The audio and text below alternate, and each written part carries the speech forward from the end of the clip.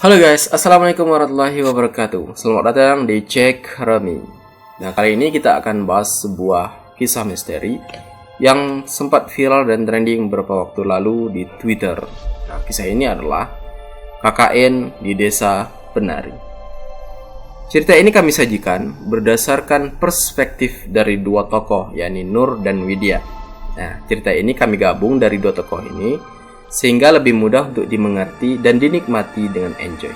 Oke guys, kita lanjut dan mulai saja ceritanya. Cerita ini pertama kali dipost oleh akun Twitter bernama @simplem81378523 pada 24 Juni 2019. Nah, begitu banyak alur cerita yang dibagikan. Namun dalam kisah ini kita memiliki dua sudut pandang, yakni dari Nur dan Widya. Semua nama, kampus, lokasi, bahkan detail-detailnya, bahkan desa tersebut ini disamarkan ya. Kejadian ini terjadi sekitar 2009 akhir, ya sekitar bulan 11 dan 12 lah gitu. Nah, tokoh yang berada di kisah ini adalah mahasiswa-mahasiswi angkatan 2005 dan 2006. Nah, sebelum kita mulai, mungkin lebih enak kalau kita mengenal siapa-siapa saja yang berada di kisah ini. Kita memiliki 6 mahasiswa atau mahasiswi, yakni Bima, Ayu, Wahyu, Anton, Nur, dan Widya. Ada kakaknya Ayu, Mas Ilham.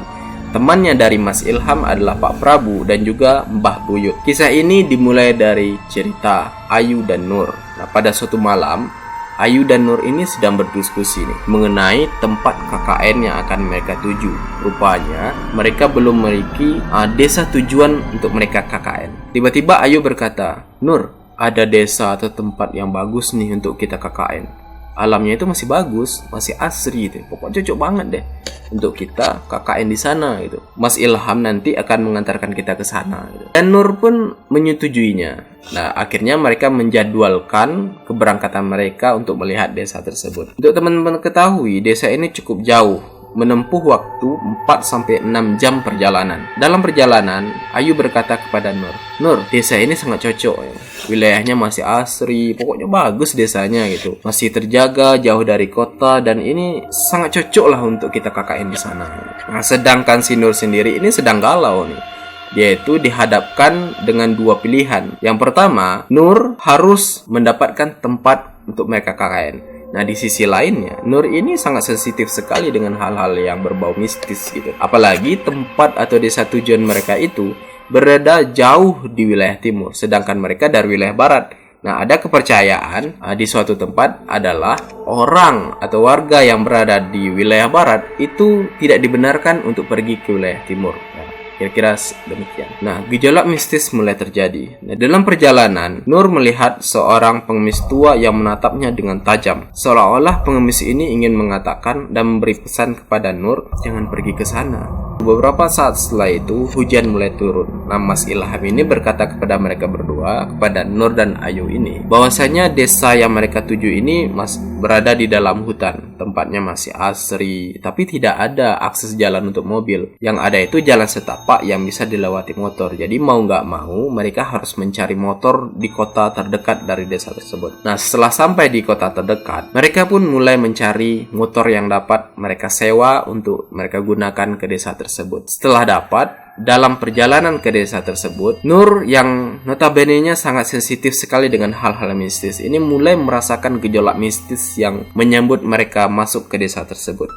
Nah, Nur melihat sesosok wanita berparas cantik yang tengah menari di hutan dengan tatapan yang tajam sambil tersenyum menatap Nur. Namun setelah Nur kembali menoleh ke wanita tersebut, wanita itu sudah tidak ada. Dari peristiwa yang sering dialaminya dari awal mulai keberangkatan sampai menuju desa, Nur mulai merasakan kecurigaan bahwasanya ada hal gaib yang menyambut kedatangan mereka masuk ke desa tersebut. Ketika sampai di desa, mereka pun menuju ke rumah Pak Prabu atau sahabatnya dari Mas Ilham. Nah, Pak Prabu ini sendiri adalah seorang kepala desa di desa tersebut. Kemudian Pak Prabu berkata kepada mereka, "Wah, desa kami ini belum pernah nih digunakan untuk KKN gitu. Sepertinya kalian nggak bisa di KKN di sini." Ya, intinya Pak Prabu menolak kedatangan mereka gitu. Tapi Pak Kepala Basah, Mas Ilham berusaha meyakinkan Pak Prabu dan bernegosiasi dengan Pak Prabu.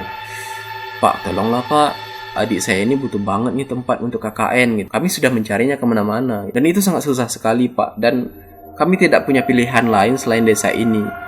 Dan saya berharap dengan kemurahan hati Bapak mengizinkan adik-adik saya untuk KKN di sini. Mereka ini orangnya baik-baik kok Pak, dan saya janji selama mereka KKN di sini, mereka tidak akan mengganggu dan bahkan merepotkan Bapak dan juga warga di sini. Nah, setelah bernegosiasi yang cukup alot, akhirnya Pak Prabu dengan perasaan iba menerima mereka untuk KKN di sini. Nah, setelah mendapatkan izin dari Pak Prabu, mereka bertiga diajak oleh Pak Prabu untuk berkeliling melihat keadaan desa yang akan mereka tempati KKN. Di dalam perjalanan, mereka melihat ada sebuah batu yang besar yang di bawahnya ada sesajen. Nah, si Nur ini yang notabene-nya sangat sensitif dengan hal-hal mistis itu, di atas batu itu Nur melihat ada sosok hitam besar bermata merah dan di kepala itu memiliki tanduk seperti tanduk kerbau. Ya, teman-teman tahulah ya sosok ini. Kalau teman-teman dari wilayah Jawa yang berasal dari Jawa itu pasti tahu sosok ini sosok apa. Yap, benar banget. Ini adalah genderuwo. Nah, setelah selesai berkeliling, akhirnya mereka bertiga ini bertolak ke kota. Nah, di dalam perjalanan di atas mobil, Ayu berkata kepada Nur, "Nur, gimana kalau kita ajak aja si Bima, Widya, terus senior kita satu lagi itu?" Awalnya si Nur ini menolak dengan hadirnya Bima gitu.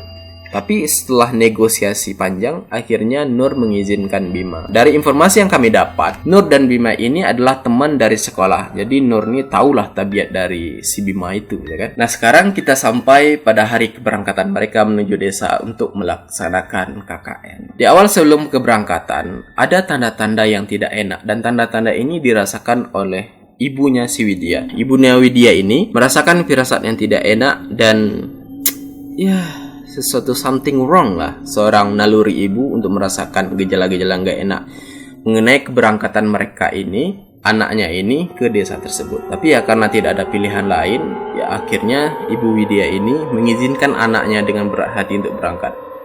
Ya, mudah-mudahan kamu baik-baik di sana, Dena.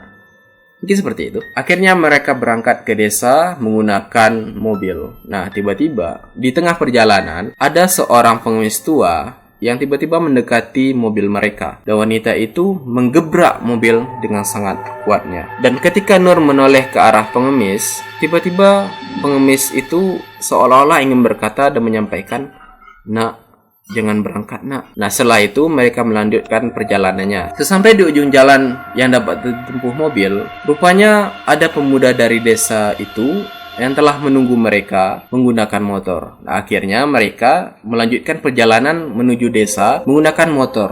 Nah, jalan yang mereka tempuh ini penuh lumpur, becek, dan suasananya sangat hening sekali. Yang hanya terdengar adalah derum dari motor mereka. Beberapa saat setelah itu, Nur mendengar suara gemelan yang dimainkan oleh orang, namun suara itu sayup-sayup. Namun lama-kelamaan, suara itu mulai terdengar deras dan disertai dengan bau khas melati yang mulai tercium oleh Nur. Tapi Nur tetap fokus dengan suara gemelan itu. Dia mencari nih, di mana asal dari suara gemelan itu. Nah, ketika Nur mencari suara itu, tepatnya di rerumputan di jalan setapak, Nur melihat sesosok wanita cantik berparas cantik sedang menunduk. Namun alangkah terkejutnya Nur ketika wanita itu mulai mengikuti mereka dengan menari dan lenggak-lenggok mengikuti irama gamelan tersebut. Nah, setelah sampai di tempat tujuan, Widya ini merasakan perjalanannya sangat jauh sekali gitu. Dan Widya bertanya, "Pak, kok perjalanannya jauh banget ya?" Gitu. Tapi si bapak ini menjawab, "Jauh gimana, Mbak? Perjalanannya cuma 30 menit kok." Nah, Nur yang dari awal merasakan hal-hal yang tidak beres, dia hanya diam aja. Beberapa saat setelah itu,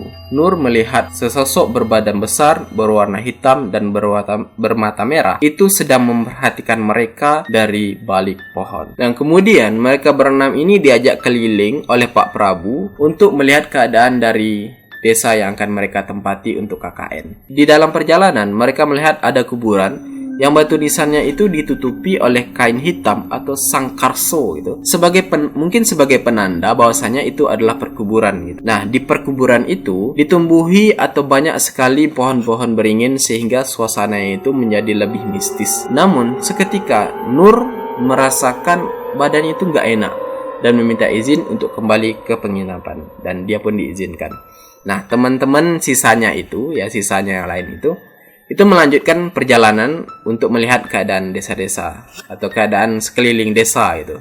Dan kemudian di ujung jalan mereka sampai di tapak tilas atau batas yang boleh mereka lewati. Nah, ini dari perspektif Widya ya, karena Nur nggak ikut ketika itu karena merasa nggak enak badan gitu. Di tapak tilas itu di kiri dan kanannya itu ada kain merah dan juga janur pernikahan, janur kuning pernikahan gitu. Nah, Ayu bertanya, "Pak, kok kami nggak boleh lewat ini gitu?" Apa kata Pak Prabu?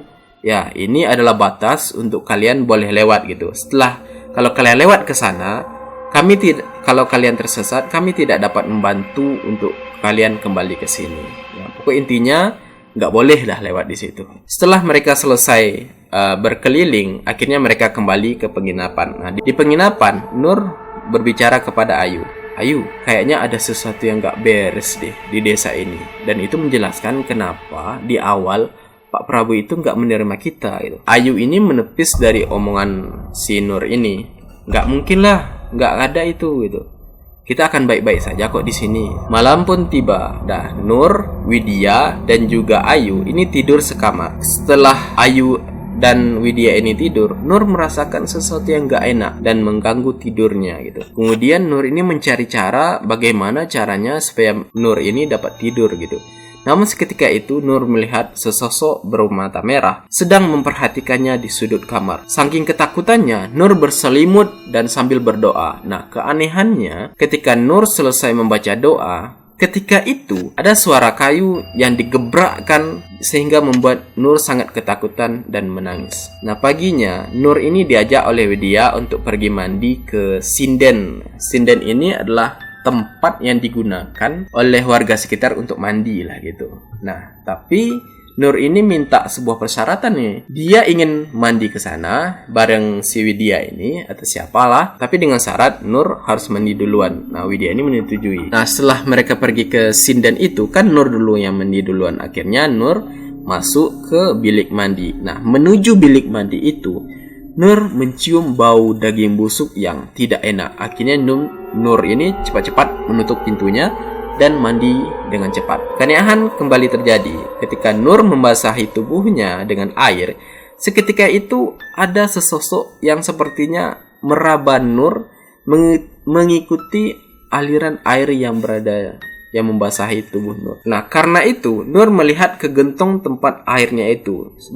Betapa terkejutnya Nur. Yang dia lihat adalah di dalam airnya itu terdapat helaian rambut yang sangat banyak. Nah, ketika itu melihat itu Nur sangat ketakutan dan berusaha cepat-cepat mandi. Nah, selesai mandi Nur mencoba untuk keluar dari kamar mandi dan betapa terkejutnya Nur bahwasanya pintu itu seperti ada yang menahannya gitu. Dengan sekuat tenaga Nur membukanya, namun tidak bisa. Dan Nur mulai menyadari, rupanya di belakangnya ada sesosok hitam besar yang besarnya itu hingga menyentuh langit-langit dari kamar mandinya itu. Dan karena saking ketakutannya, Nur berusaha kembali untuk membuka pintu kamar mandi dan akhirnya terbuka. Nah, setelah Nur keluar, si Widya ini bengong gitu melihat Nur yang ketakutan, bengong gitu. Pokoknya aneh lah keadaan itu.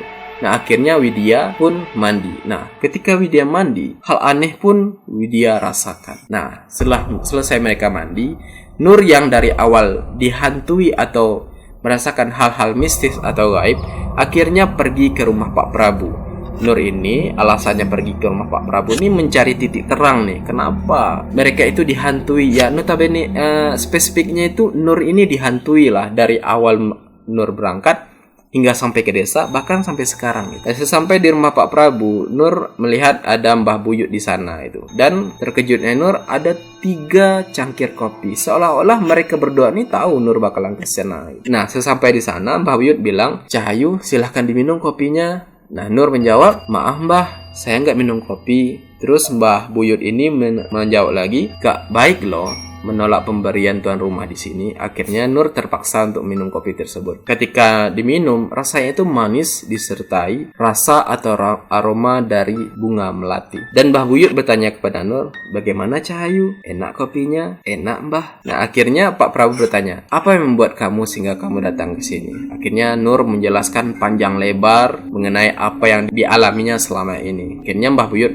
berkata, "Besok malam silahkan kamu datang ke sini." Setelah itu Nur balik ke penginapan. Nah, malam pun tiba. Ketika Nur tertidur, Nur bermimpi. Nah, di dalam mimpinya ini Nur melihat si Widya ini sedang memeluk seekor ular besar. Nah, ketika itu, setelah melihat itu, Nur terbangun dan mendengar suara gaduh di luar. Setelah Nur melihat, kok ada Widya menari di sana di tengah sawah sendirian ya. Dan ketika itu, Nur mendekati si Widya dan melihat Widya dan memberitahu teman-temannya yang lain. Nah, setelah itu Widya disadarkan. Wid, kamu ngapain? Setelah Widya tersadar, dari perspektif Widya itu, Widya berkata, sebenarnya Widya ini melihat Nur setengah menari sendirian di tengah sawah. Tapi Widya mencoba untuk mendekati si Nur dan berkata, Nur, kamu ngapain Nur? Gitu kan? Setelah semakin dekat, tiba-tiba sesosok Nur ini berubah jadi sosok yang sangat menyeramkan, dan ketika itu dia tersadar bahwasanya dialah yang menari di sana. Keesokan harinya, Nur pun menemui Pak Prabu dan Mbah Buyut ya, sesuai janji mereka lah gitu kan. Lalu Nur ini dibawa ke tempat pertama kali Nur melihat sosok genderuwo ya, tepatnya di batu besar gitu, batu besar yang ada sesajennya tadi gitu. Nah, sesampai di sana, Pak Prabu itu menggorok atau menyembelih seekor ayam hitam dan darahnya ditaburkan ke batu tersebut. Lalu Mbah Buyut bertanya, Mbah Buyut bertanya, Nur, apakah kamu percaya ada desa halus? Dan Nur menjawab, percaya Mbah. Terus Mbah Buyut berkata lagi, sebentar lagi kamu akan melihat satu dari ratusan ribu penghuni dari desa halus tersebut. Tak lama kemudian muncullah sesosok hitam yang dilihat persis seperti yang Nur lihat. Sosok itu menjilati darah yang ditabur oleh Pak Prabu di batu besar tersebut. Rupanya si Nur ini memiliki pelindung atau seperti kalau di Minang itu pagadiri gitu, jin untuk pelindung lah gitu ya kan. Ya, ini pelindung ini Mbah Dok. Nah, Mbah Dok ini tidak diterima oleh penghuni dari desa halus ke sana. Makanya si Nur dari awal itu dihantui gitu, karena Mbah Dok atau pelindung dari Nur ini tidak diterima mereka gitu. Setelah itu Mbak Buyut dan Pak Prabu diskusi. Akhirnya mereka memutuskan Mbah Dok dengan si Nur ini tidak bisa dipisahkan. Mereka itu sudah sangat menyatu sekali. Apabila Mbah Dok dan Nur ini dipisahkan, akan menimbulkan Nur ini bisa mati nantinya. Akhirnya Mbah Dok tidak dipisahkan dari Nur. Setelah itu Mbah Buyut mendekati Nur dan mencabut ubun-ubunnya, menarik keras ubun-ubunnya, dan Nur mulai saat itu tidak bisa lagi melihat makhluk halus yang ada di desa halus tersebut. Keesokan harinya, kalau kita KKN itu kan ada grup proker gitu kan, program kerjanya itu. Nah, rupanya Bima dan Ayu ini sekelompok, Wahyu dan Widya ini sekelompok juga, dan Anton dan Nur sekelompok juga. Nah, karena kan cewek kan sekamar dengan cewek, cowok kan dengan cowok, kan nggak digabung. Si Anton ini protes dengan Ayu atau curhat lah gitu dengan Ayu. Ayu, temanmu si Bima itu kok aneh ya? Terus kata Ayu, aneh gimana gitu? Karena setiap malam kami mendengar dari kamarnya si Bima itu ada dia itu senyum-senyum sendiri dan berbicara dengan wanita gitu. Tapi setelah kami tungguin, nggak ada itu sosok wanita itu yang keluar dari kamar si Bima gitu. Yang ada cuma si Bima aja gitu. Dan setiap malam Bima itu membawa sesajen ke kamarnya gitu. Terus karena mendengar itu, si Nur dan Anton ini berangkat nih pergi ke kamarnya si Bima dan melihat rupanya di bawah tempat tidurnya si Bima ada sesajen yang ditaruh di sana. Rupanya sengaja. Nah, di sesajen itu ada fotonya si Widya. Wow, rupanya ada yang akan dipelet ini. Nah, setelah melihat itu, si Nur ini merasa nggak percaya gitu. Karena setahunya si Bima ini adalah seorang yang religius karena sama-sama dari pondok gitu. Dan akhirnya si Nur mencari-cari, mungkin ada hal atau sesuatu yang lain lah.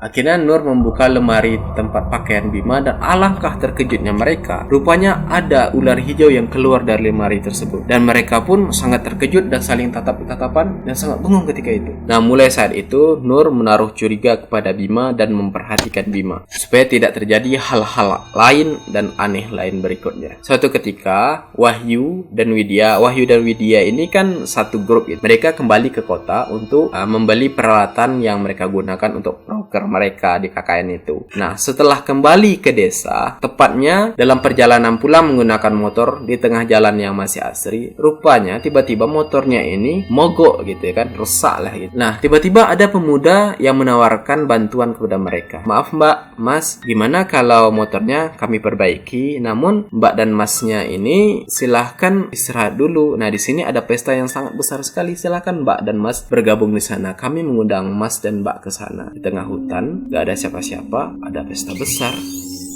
Kira-kira apa itu? Nah, di pesta itu Wahyu dan Widya ini melihat pesta itu sangat meriah dan besar sekali. Bahkan prasmanannya itu, makanannya itu sangat banyak sekali. Nah, di sana mereka makan dengan lahap dan dengan banyaknya gitu. Nah, setelah selesai si pemuda ini atau pemuda halus atau apalah itu memperbaiki motornya, Wahyu dan Widya ini hendak berangkat menuju desa tempat mereka KKN. Nah, sebelum mereka berangkat, mereka diberi oleh-oleh atau hadiah lah itu atau makanan untuk dimakan di tempat penginapan mereka. Nah, setelah itu mereka sampai ke desa. Setelah sampai, Wahyu dan Widya ini berkata kepada teman-temannya, "Tadi itu di perjalanan motor kami kan mogok itu. Tiba-tiba ada pemuda yang baik hati yang membantu memperbaiki motor kami. Rupanya di perjalanan itu ada pesta besar loh gitu." Namun Nur dan yang lainnya itu kaget. "Pesta gitu? Gimana mungkin ada pesta di tengah hutan? Beneran gitu. Dan kami dikasih oleh-oleh nih, makanan juga untuk kalian gitu." Setelah bungkusan itu dibuka, alangkah terkejutnya mereka. Rupanya di bungkusan itu yang ada hanyalah kepala monyet yang masih basah dan masih baru. Jadi yang mereka makan itu apa ya? Mungkin badan monyet atau apalah itu. Setelah kegaduhan itu, karena kejadian yang menimpa Wahyu dan Widya, akhirnya Nur menjauh dari mereka. Nah, alangkah terkejutnya Nur mendengar pembicaraan antara Bima dan Ayu. Bima berkata, "Di mana kamu simpan mahkota putih itu yang aku titipkan ke kamu?" "Hah, mahkota putih?" dera Ayu dalam hati. Setelah itu Nur berkeliling ke suatu tempat. Ya, bisa dikatakan sanggar seni atau pertunjukan yang sudah tua. Ketika Nur sedang asik melihat sekitar, tiba-tiba Nur melihat Bima dan Ayu di sana. "Apain kalian kesini?" Sejurus kemudian Nur tersadar bahwa di belakang mereka ada gubuk tua. I get it. Aku tahu niat kalian. Malam pun tiba. Nur, Ayu, dan Widya tertidur. Nah, ketika itu Nur terbangun dari tidurnya dan teringat akan mahkota putih yang dibicarakan oleh Bima dan Ayu tempo hari. Kemudian Nur mengabrak-abrik tas milik Ayu untuk mencari mahkota putih itu. Alangkah kagetnya Ayu menemukan ada selendang hijau. Ketika Nur melihat selendang hijau itu, tiba-tiba Nur mendengar suara gemelan dan tiba-tiba Widya muncul dengan tatapan kosong dan berkata, "Jangan diteruskan." Kemudian Widya berkata tentang nyawa, tumbal, dan dengan bahasa yang sangat halus sehingga Nur tidak memahami perkataan Widya. Di akhir Widya bilang, "Kamu akan pulang dengan selamat, saya jamin." Nur langsung membereskan semuanya dan memasukkan ke tas Ayu. Keesokan harinya Bima datang ke Nur dan berkata, "Sorry, kemarin kami khilaf." Dan Bima mengakui bahwasanya dia memelet si Widya dan mahkota putih itu adalah pemberian si Dawu yang tujuannya untuk memelet Widya. Namun, alih-alih diberikan ke Widya sama Ayu, ini kan mahkota tadi dititipkan ke Ayu. Nah, sama Ayu mahkota itu disimpannya gitu karena si Ayu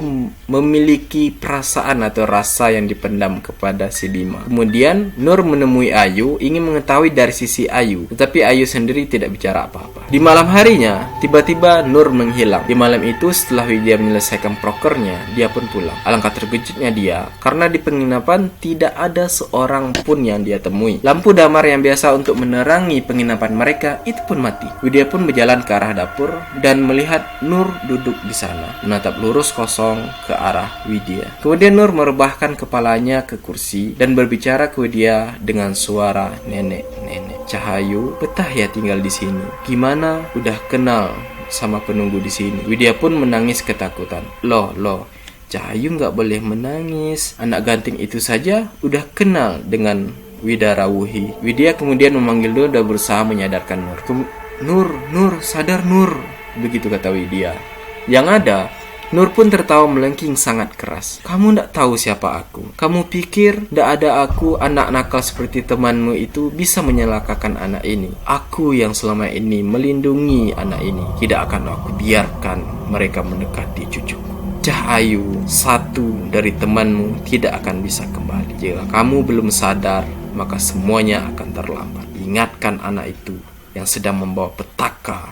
Jika dibiarkan, semuanya akan terkena batunya di desa ini. Setelah mengatakan semua itu, Nur kemudian berteriak sangat keras dan kemudian terjatuh. Setelah sadar, Nur melihat Widya yang tengah tegang melihat keadaan Nur. Dan Widya bertanya, "Sejak kapan kamu bisa melihat semua ini?" Mendengar hal itu, Nur menjelaskan semuanya kecuali semua insiden yang dialaminya selama berada di desa itu. Setelah itu, Nur mengecek koper kepemilikan Widya. Alangkah terkejutnya Nur ketika mendapati mahkota putih yang ada di tas Widya. Kemudian Nur ingat bahwa Ayu punya selendang itu. Kemudian diambil oleh Nur dan dimasukkan keduanya ke dalam sebuah kotak yang di dalamnya diisi oleh kitab suci, dibungkus dan ditaruh di bawah meja kamar yang tertutup oleh taplak meja. Setelah itu, Nur mencari Ayu yang tengah mengerjakan prokernya. Sama Nur, Ayu ini ditarik dan digaplok.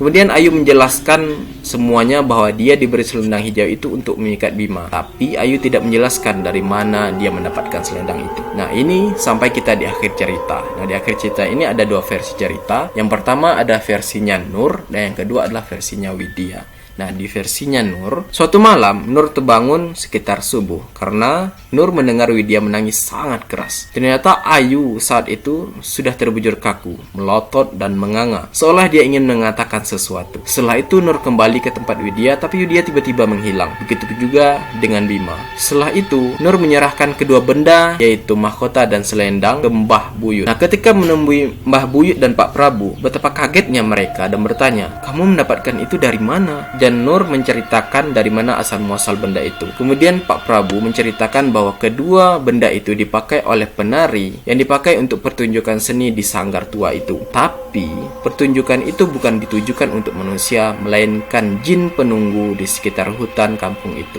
Mbah Buyut berkata, "Benda itu adalah benda terlarang. Satu temanmu, sukmanya terjebak dalam pusaran, dan satunya lagi temanmu sudah ketemu, tapi rohnya belum. Sabar ya." Tak lama kemudian Wahyu datang dan mukanya terlihat pucat dan terengah-engah, dan terlihat warga yang membopong seseorang yang sedang kejang-kejang. Dan ketika dilihat, itu adalah Bima. Mbah Buyut berkata, sukma kedua orang ini terjebak, namun ada satu orang yang bukan hanya sukmanya dihilangkan atau disesatkan, tapi raganya juga. Ia adalah Widya. Pak Prabu meminta Bima dan Ayu ditutupi dengan kain putih dan diikat dengan tali kafan.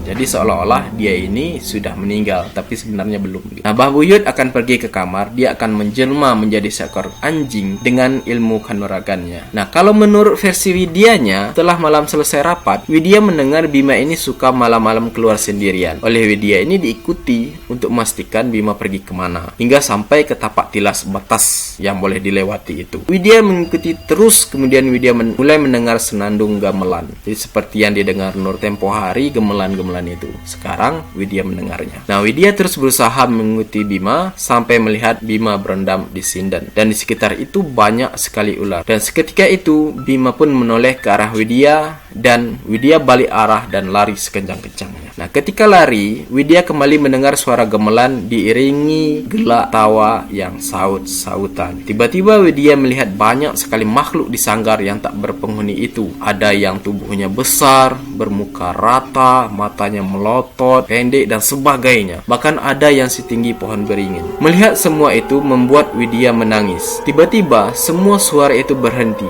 dan melihat sesosok wanita yang sedang menari. Dia adalah Ayu. Mata Ayu sembab seperti sudah menangis, tapi gelagatnya seolah-olah menyuruh Widya untuk lari. Kemudian Widya lari sekencang-kencangnya menembus ke rumahnya itu. Di perjalanan Widya bertemu seekor anjing dan mengikuti arah anjing tersebut. Setelah Widya sampai, Pak Prabu dan Mbah Buyut berkata bahwa teman kalian itu telah melakukan sesuatu terlarang di tempat terlarang yang seharusnya tidak dilakukan. Kita ingat tempo hari Ayu dan Bima dipergoki oleh Nur berada di tapak tilas atau sinden tempat pemandian itu. Jadi ya mereka ya gitulah. Setelah semua itu, akhirnya pihak kampus datang menjemput mereka semuanya. Si Ayu tadi, setelah 3 bulan kemudian, akhirnya Ayu menghembuskan napas terakhirnya dengan keadaan yang masih kaku. Namun, pihak keluarganya sudah mengikhlaskan kepergian Ayu. Dan si Bima sendiri, di akhir hayatnya, beliau mengatakan, ular, ular. ular, dan beliau pun meninggal dunia. Nah teman-teman semuanya, pelajaran yang kita ambil dari kisah ini adalah kalau kita pergi ke tempat orang atau wilayah orang atau desa orang, yang pertama kita harus pahami adalah adat kebiasaan di sana. Jangan kita semena-mena atau seenaknya tinggal di sana, apalagi kita KKN atau menempuh pendidikan di sana. Yang kedua adalah jangan pernah membuat onar ketika sampai di sana dan melakukan hal-hal terlarang. Dan yang ketiga adalah jangan teman-teman bermain-main dengan hal-hal mistis atau dunia gaib itu, karena akibatnya akan sangat fatal sekali. Oke teman-teman semuanya, terima kasih sudah menonton video ini sampai selesai, dan silahkan masukkan atau ketik komen, masukkan komen-komen kalian terbaik di kolom komentar. Silahkan jika ada masukan untuk kekurangan-kekurangan dari video ini, dan jika teman-teman ingin merequest kami membahas apa, silahkan klik di komentar. Dan jangan lupa juga bagi teman-teman yang belum subscribe, silahkan subscribe video ini atau channel ini supaya teman-teman mendapatkan update terbaru dari channel kami.